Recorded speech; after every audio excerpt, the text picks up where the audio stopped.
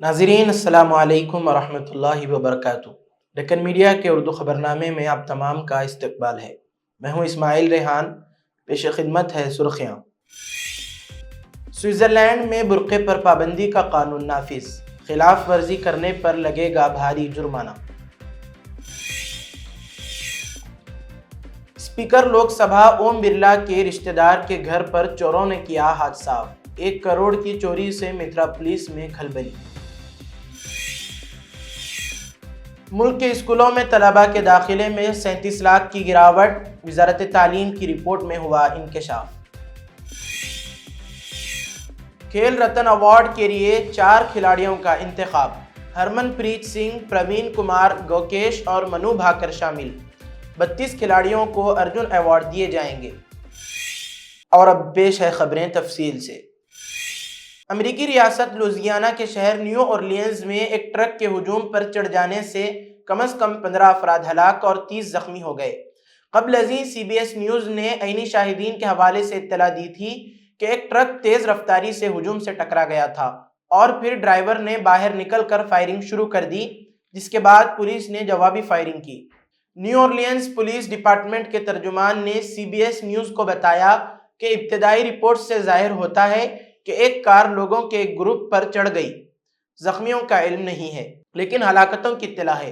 لوزیانہ کے governor Jeff لینڈری نے x پر کہا کہ آج صبح بوربن اسٹریٹ پر تشدد کی ایک ہولناک کارروائی ہوئی۔ انہوں نے لوگوں پر زور دیا کہ وہ اس علاقے سے دور رہیں جہاں یہ حملہ ہوا ہے۔ شہر کی ریسکیو سروس کے مطابق زخمیوں کو کم از کم 5 مختلف ہسپتالوں میں لے جایا گیا ہے۔ اس دوران امریکی پولیس کے مطابق ریاست نوئیڈا کے شہر لاس ویگاس میں امریکی نومنتخب صدر ڈونلڈ ٹرمپ کے ہوٹل کے باہر ٹرک کے دھماکے میں مبینہ حملہ آور ڈرائیور ہلاک ہو گیا، جبکہ وہاں کھڑے 7 افراد زخمی ہو گئے۔ نئے سال کا آغاز ہوتے ہی سوئٹزرلینڈ میں متنازعہ برقع قانون نافذ ہو گیا۔ یہ قانون، جسے برقع پابندی کے نام سے جانا جا رہا ہے، اس کے نافذ ہوتے ہی سوئٹزرلینڈ میں عوامی مقامات پر برقع یا نقاب سے پورے چہرے کو ڈھکنے پر پابندی لگ گئی ہے۔ قانون کی خلاف ورزی کرنے پر 1000 سوئس فرینک کا جرمانہ ادا کرنا ہوگا۔ برقع عام طور پر مسلم خواتین ہی پہنتی ہیں، اس لیے سوئٹزرلینڈ میں نافذ ہوئے اس قانون کو مسلمانوں کو نشانہ بنانے کے طور پر دیکھا جا رہا ہے۔ 1 جنوری سے نافذ ہوا برقعے پر پابندی کا یہ قانون عوامی مقامات اور عام لوگوں کے لیے دستیاب نجی عمارتوں میں ناک، منہ اور آنکھوں کو ڈھکنے پر پابندی لگاتا ہے۔ حالانکہ اس قانون میں کچھ استثناء بھی ہیں۔ یہ پابندی فلائٹس یا سفارتی اور قونصلی احاطے میں نافذ نہیں ہوگی، اور پوجا اور دیگر مقدس مقامات پر بھی چہرہ ڈھکا جا سکے گا۔ قانون میں یہ بھی کہا گیا ہے کہ صحت اور تحفظاتی وجوہات، مقامی رسم و رواج اور سردی گرمی سے بچنے کے لیے چہرے کو ڈھانپنے کی اجازت ہوگی۔ تفریح اور اشتہارات کے لیے بھی چہرہ ڈھکنے پر پابندی نہیں ہوگی۔ برقع پابندی قانون میں یہ بھی کہا گیا ہے کہ اگر اظہار خیال کی آزادی اور کسی بھی اجلاس کے دوران ذاتی تحفظ کے لیے چہرہ ڈھکنے کی ضرورت ہے تو اس کی اجازت دی جا سکتی ہے، لیکن اس کے لیے پہلے سے متعلقہ افسر سے منظوری لینی ہوگی۔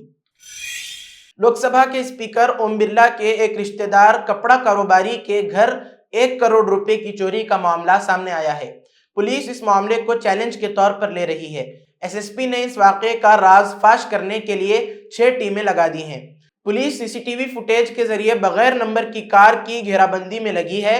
وہیں فوٹیج میں قید 2 شاطروں کی شناخت کرنے کی کوشش کی جا رہی ہے۔ کاروباری کے نوکر اور نزدیکی سے بھی پوچھ تاچھ کی گئی ہے۔ کچھ مشتبہ لوگ حراست میں بھی لیے گئے ہیں۔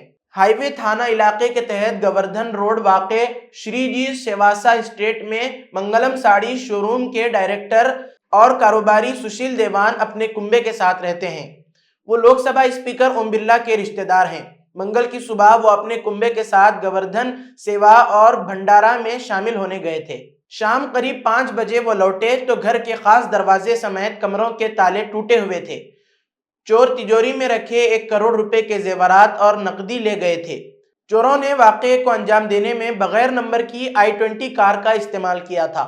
چوری کے اس واقعے سے محکمے میں سنسنی پھیل گئی ہے۔ سال 2024 رخصت ہو چکا ہے اور ہم 2025 میں قدم رکھ چکے ہیں۔ ملک میں امن و امان اور فرقہ وارانہ ہم آہنگی کے حالات کے اعتبار سے اگر ہم سال گزشتہ کا جائزہ لیں تو 2024 اقلیتوں، خاص طور پر مسلمانوں کے لیے بہت مایوس کن رہا۔ سال کے آغاز کے ساتھ ہی جنوری میں رام مندر کی تعمیر کے بعد پران پرتشٹا کی تقریب کا انعقاد کیا گیا اور اس بہانے ملک بھر میں مسلمانوں کے خلاف نفرت اور تشدد کے متعدد واقعات رونما ہوئے۔ اس کے بعد مسلمانوں کے املاک، مساجد، درگاہوں اور مذہبی مقامات پر مسلسل حملے ہوتے رہے۔ ان واقعات میں مسلسل اضافہ ہی ہوتا رہا اور سال گزرتے گزرتے تو اس طرح کے فرقہ وارانہ تشدد اور مسجد و مندر کے تنازعات عروج پر پہنچ چکے تھے۔ سال گزشتہ کا اگر فرقہ وارانہ تشدد کے لحاظ سے جائزہ لیا جائے تو زبردست اضافہ درج کیا گیا ہے۔ 59 سے زائد فرقہ وارانہ فسادات رپورٹ ہوئے، جو پچھلے سال سے 84% زیادہ ہے۔ مہاراشٹر میں سب سے زیادہ فسادات ہوئے، جن میں 12 واقعات ہوئے۔ اس کے بعد اتر پردیش اور بہار، ہر ایک میں 7 کی تعداد رپورٹ ہوئی۔ ان فسادات کے نتیجے میں 13 افراد ہلاک ہوئے، جن میں 3 ہندو اور 10 مسلمان شامل تھے۔ دلی میں ان دنوں جھگی بستی میں رہنے والے مسلمانوں میں خوف و ہراس کا عالم ہے۔ پہلے روہنگیا کے نام پر انہیں پریشان کیا گیا اور اب بنگلہ دیشی کے نام پر غریب مسلمانوں کی زندگی اجیرن ہو گئی ہے۔ دلی پولیس کبھی بھی آ کر انہیں تفتیش کے نام پر اٹھا کر لے جاتی ہے اور گھنٹوں تھانوں میں بٹھائے رکھتی ہے۔ خاص طور پر بنگلہ اور آسامی بولنے والوں کو ٹارگٹ کیا جا رہا ہے۔ دراصل دلی پولیس قومی میں واقع بنگالی بولنے والی کچھ آبادیوں میں غیر قانونی بنگلہ دیشیوں کی تلاشی مہم چلا رہی ہے۔ دلی پولیس کی تازہ رپورٹ کے مطابق آج اس نے دلی میں غیر قانونی طریقے سے مقیم 11 بنگلہ دیشیوں کو ڈیپورٹ کیا ہے۔ اس سے قبل اس مہم میں 8 غیر قانونی بنگلہ دیشی شہریوں کو قانونی کارروائی کے بعد بنگلہ دیش ڈیپورٹ کیا جا چکا ہے۔ پولیس کے مطابق یہ آپریشن LGVK سکسینہ کی طرف سے دلی پولیس کو دی گئی ہدایات کے بعد شروع کیا گیا ہے، جو قومی راجدھانی میں غیر قانونی طور پر رہنے والے غیر ملکی شہریوں کے خلاف ہے۔ Deputy commissioner of police Surender Chaudhary نے کہا، مہیپال پور کے علاقے میں غیر قانونی تارکین وطن کے ویزوں کی میعاد ختم ہونے کے بارے میں مصدقہ اطلاع پر کارروائی کرتے ہوئے ٹیم نے 11 افراد کو حراست میں لیا، جو کہ بنگلہ دیشی شہری تھے اور ان کی میعاد ختم ہو چکی تھی۔ جنوبی مغربی ضلع کے اینٹی سنیچنگ سیل نے ان 11 بنگلہ دیشی شہریوں کو گرفتار کیا ہے، جن کے نام محمد شمول، محمد علی پورن، محمد شہاب حسین، محمد ذاکر حسین، انور حسن، مسعود العالم اتل، زکریہ احمد، ارپون کمار چندا، میزان الدین اور عارف الرحمان اکرم کا ذکر کیا گیا ہے۔ دوران تفتیش انہوں نے انکشاف کیا کہ انہوں نے بھارت جانے کے لیے سیاحتی ویزا لیا تھا اور ویزا ختم ہونے کے بعد واپس نہیں گئے۔ یہ تلاشی مہم دلی پولیس کی خصوصی ٹیم دلی کے مختلف علاقوں میں چل رہی ہے۔ تاہم بہت سے بنگالی بولنے والے ہندوستانی جو بنگال، بہار یا آسام کے باشندے ہیں، ان کو بھی اس مہم میں مشکلات کا سامنا ہے۔ ملک کے اسکولوں میں طلباء کے داخلے میں زبردست گراوٹ آئی ہے۔ یہ جانکاری وزارت تعلیم کی unified district information system for education کی ایک رپورٹ سے سامنے آئی ہے۔ رپورٹ کے مطابق تعلیمی سال 2023-24 میں ملک بھر کے اسکولوں میں داخلے میں 37 لاکھ کی کمی آئی ہے۔ یہ کمی SC ST OBC اور لڑکیوں کے زمرے میں سب سے زیادہ ہے۔ درجہ 9ویں سے 12ویں میں یہ کمی 17 لاکھ سے زیادہ ہے، حالانکہ پری پرائمری کے داخلے میں اضافہ درج کیا گیا ہے۔ رپورٹ کے مطابق پرائمری، اپر پرائمری اور ہائر سیکنڈری اسکولوں میں طلباء داخلے میں 37.45 لاکھ کی کمی درج کی گئی ہے۔ سال 2023-24 میں مجموعی داخلے 24.80 کروڑ تھا۔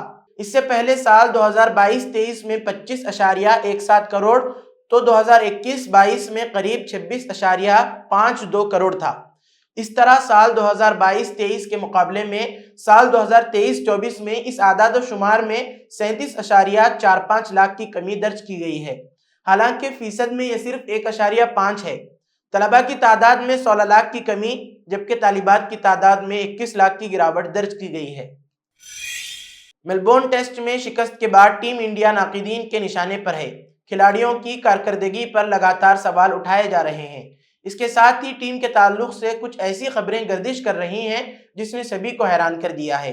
دراصل کئی رپورٹس میں دعویٰ کیا گیا ہے کہ ٹیم انڈیا میں پھوٹ پڑ گئی ہے اور ڈریسنگ روم میں سب کچھ ٹھیک ٹھاک نہیں ہے۔ معاملے کو طول پکڑتا دیکھ کر کوچ گوتم گمبھیر نے اس تعلق سے اپنا رد عمل ظاہر کیا ہے۔ انہوں نے ان رپورٹس کو پورے طور پر خارج کر دیا ہے جس میں ٹیم انڈیا میں پھوٹ کی بات کہی جا رہی ہے۔ سڈنی میں 5واں ٹیسٹ شروع ہونے سے ایک دن قبل پریس کانفرنس میں جب ان خبروں کو لے کر گوتم گمبھیر سے سوال کیا گیا تو انہوں نے کہا کہ کھلاڑی اور کوچ کے بیچ کی بحث ان کے درمیان ہی رہنی چاہیے۔ ڈریسنگ روم میں ہونے والی کوئی بھی بات چیت ڈریسنگ روم میں ہی رہنی چاہیے۔ گوتم گمبھیر نے ٹیم میں پھوٹ کی خبر کے تعلق سے کہا کہ یہ صرف رپورٹ ہے، اس میں سچائی نہیں۔ مجھے کسی رپورٹ پر تبصرہ کرنے کی ضرورت نہیں ہے۔ ایمانداری اہم چیز ہے۔ ہم آگے بڑھنا چاہتے ہیں اور کچھ بہترین چیزیں حاصل کرنا چاہتے ہیں۔ وزارت کھیل نے 2024 کے لیے قومی کھیل ایوارڈز کا اعلان کیا ہے۔ اس بار میجر دھیان چند کھیل رتن ایوارڈ کے لیے 4 کھلاڑیوں کا انتخاب کیا گیا ہے۔ ان میں عالمی چیمپئن گرینڈ ماسٹر ڈی گوکیش، ہندوستانی ہاکی ٹیم کے کپتان ہرمن پریت سنگھ، پیرالمپکس میں گولڈ میڈلسٹ پروین کمار اور پیرس اولمپکس میں شوٹنگ میں 2 تمغے جیتنے والی منو بھاکر شامل ہیں۔ ایوارڈ جیتنے والوں کو 17 جنوری کو راشٹرپتی بھون میں ایک خصوصی تقریب میں انعامات دیے جائیں گے۔ اس بار وزارت کھیل کی جانب سے ارجن ایوارڈ کے لیے 17 پیرا ایتھلیٹس سمیت کل 32 کھلاڑیوں کا انتخاب کیا گیا ہے، تاہم اس فہرست میں کوئی کرکٹر شامل نہیں ہے۔ اسی کے ساتھ آج کی خبروں کا اختتام ہوتا ہے۔ کل پھر ہوگی ملاقات نئی خبروں کے ساتھ۔ دیجیے اجازت۔ اللہ حافظ۔